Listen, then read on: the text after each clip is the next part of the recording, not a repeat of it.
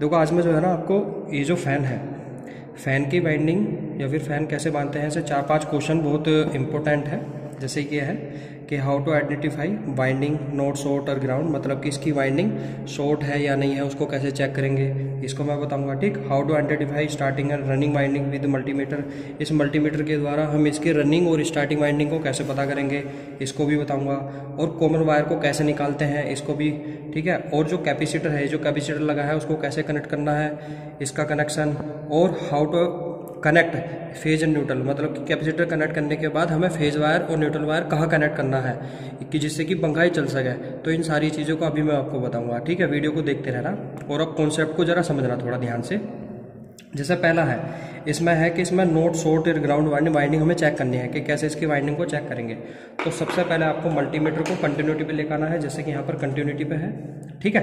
Continuity पे लाने के बाद पहले मल्टीमीटर को एक बार चेक कर लो, इसमें बीप की आवाज़ आ रही है तो आप क्या करना कि इसकी वाइंडिंग को लेना, पहले वाइंडिंग पे टच करना। वाइंडिंग करने के बाद इसका नट बोल्ट जो है ये इस पे टच करना है या इसकी बॉडी पे टच करना है।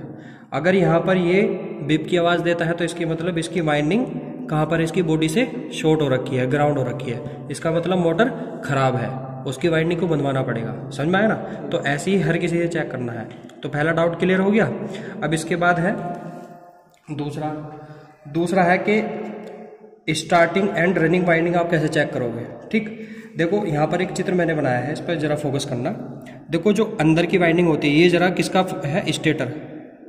ये स्टेटर की वाइंडिंग का पूरा डायग्राम बनाया है। स्टेटर कौन सा होता है, जो अंदर लगा होता है, जो घूमता है उसे रोटर कहते हैं। स्टेटर पे दो प्रकार की वाइंडिंग होती है। जो अंदर वाली वाइंडिंग होती है उसे कहते हैं स्टार्टिंग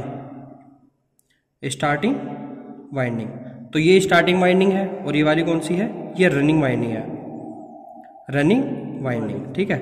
अब एक चीज और जान लो, देखो रनिंग वाइंडिंग का जो रेजिस्टेंस होता है, रेजिस्टेंस रनिंग वाइंडिंग का ये ज्यादा होता है किसके कंपेयर में, स्टार्टिंग वाइंडिंग के। किसके, स्टार्टिंग वाइंडिंग का जो रेजिस्टेंस होता है, रेजिस्टेंस ऑफ स्टार्टिंग वाइंडिंग ये कम होता है किसके कंपैरिजन में, रनिंग वाली वाइंडिंग के, ठीक है। अब क्या करेंगे, मल्टीमीटर से हम इसके रेजिस्टेंस को चेक करेंगे, ठीक है। जैसे कि ये वाली वाइंडिंग है रनिंग वाली, इसके 2 टर्मिनल बाहर है, मतलब कि ये जो फैन है ये 4 वायर वाला। पहले 2 में हम चेक करेंगे, मल्टीमीटर लगाकर इसका रेजिस्टेंस नापेंगे, उसके बाद इसका रेजिस्टेंस नापेंगे। ठीक, कैसे देखो, जैसे ब्लैक वायर पे मैं टच करता हूँ तो उधर रेजिस्टेंस कितना आया बताओ जरा, 163, ठीक है। तो मैं यहाँ 163 मैंने लिख दिया ओम, ठीक। ये किसका है, ब्लैक का है। उसके बाद मैं चेक करता हूँ रेड वाले का 207 के आसपास आया, मतलब कि 207 ओम आया है रेड वाले का। किसका, रेड वाले का है, ठीक है। अब आपको समझ में आ गया होगा कि यहाँ पर ब्लैक वाला जो वायर है वो दोनों किसके होंगे और रेड वाला वायर किसके। यहाँ पर बताया है ज़्यादा रेजिस्टेंस है, ज़्यादा रेजिस्टेंस है, मतलब ये जो रेजिस्टेंस ज़्यादा आ रहा है 207 ओम किसका आ रहा है, ये रनिंग वाली वाइंडिंग का। बाकी बचा हुआ जो कम रेजिस्टेंस है वो किसका आ रहा है, 163 और इसका स्टार्टिंग वाइंडिंग का। ये भी क्लियर हो गया आपको कैसे चेक करना है, ठीक है। और साथ में एक चीज और देख लेना, ये कहीं वाइंडिंग एक दूसरे से शॉर्ट तो ना हो, ये दूसरों एक ऐसे करके चेक करना है आपको। यहाँ पर एक ही रीडिंग आएगी, ठीक है। अगर आप ब्लैक से ब्लैक करोगे तब तो रीडिंग उतनी आएगी जितना रेजिस्टेंस है इसका, बाकी आप ऐसे करके चेक करना। यदि ऐसे में एक आता है तो इसका मतलब क्या, मल्टीमीटर में तो इसकी वाइंडिंग क्या है, एकदम ठीक है, कोई शॉर्ट नहीं है। यहाँ तक क्लियर। अब इसके बाद हमें पता करना है कि कॉमन वायर कैसे निकालते हैं, ठीक। जैसे आपको पता चल गया दोनों एक वाइंडिंग के 2 वायर हैं और ये भी एक वाइंडिंग के 2 वायर हैं। ब्लैक वाला कौन सा है भाई, ब्लैक वाला आपका स्टार्टिंग है। कौन सा है, ब्लैक वाला स्टार्टिंग है क्योंकि कम रेजिस्टेंस था। और रनिंग वाला कौन सा है, रनिंग मतलब रेड वाला रनिंग वाला है, ठीक। अब यहाँ पर क्या करना है, रेड और ब्लैक वाला दोनों आप क्या कर दो, इसको एक जगह शॉर्ट कर दो, ठीक है। इन दोनों को एक जगह शॉर्ट कर दो। तो जो आपने एक जगह शॉर्ट किया है वो आपका कॉमन हो जाए, क्या हो गया, कॉमन वायर। कॉमन वायर कैसे पता करेंगे, देखो ये जो दोनों वायर है इसके, ये दोनों को हमने शॉर्ट कर दिया। शॉर्ट करने के बाद एक वायर निकलता है बाहर, बाकी अब 2 वायर बचे हैं, इधर दिखाओ, ये दोनों वायर बचे हैं। इन दोनों वायर में आपको क्या करना है, कैपेसिटर कनेक्ट करना है, ठीक। यहाँ पर लिखा भी है। हमारा चौथा जो डाउट था वो कौन सा था, वो कैपेसिटर को कैसे कनेक्ट करते हैं। तो कैपेसिटर को यहाँ पर इस प्रकार से आपको कनेक्ट करना है, ठीक है।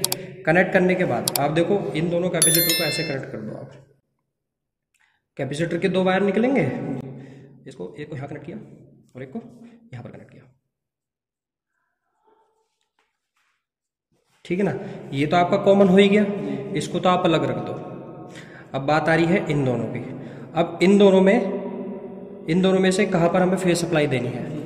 अब बात यह है, देखो यहाँ पर सेकंड जो सबसे लास्ट वाला क्वेश्चन है वो क्या है कि कहाँ पर हमें फेज और कहाँ पर हमें न्यूट्रल देना है। तो ये चीज अब आप देखना जरा यहाँ पर कनेक्ट करने से पहले, अभी जो कैपेसिटर कनेक्ट किया है इसके बाद हमें फेज वायर कहाँ कनेक्ट करना है, ठीक है। कॉमन वायर पे, ये जो कॉमन वायर है यहाँ पर हमें न्यूट्रल कनेक्ट करना है, क्या, न्यूट्रल वायर। अब फेज वायर हमें कनेक्ट कहाँ करना है, इसको ध्यान से समझना। देखो ये जो स्टार्टिंग वाइंडिंग आ रही है ना, स्टार्टिंग वाइंडिंग के साथ कैपेसिटर कनेक्ट करना है।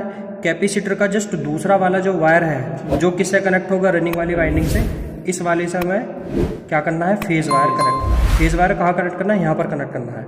मेरी बात समझे। अब यहाँ समझो आप, तो ये वाला रेड वाला वायर कौन सा था बताओ जरा। रेड वाला था, देखो यहाँ पे लिखा है ना, रेड वाला वायर 207 ओम 207 ओम किसका था, रनिंग वाले का। इसका मतलब रनिंग वाली वाइंडिंग यही आ रही है, तो यहीं पे तो हम कनेक्ट करेंगे। इसका मतलब यहाँ पे हमें फेज कनेक्ट करना है, यहाँ पे न्यूट्रल कनेक्ट करना है, इसको हमें ऐसे ही छोड़ देना है बीच में, ठीक है।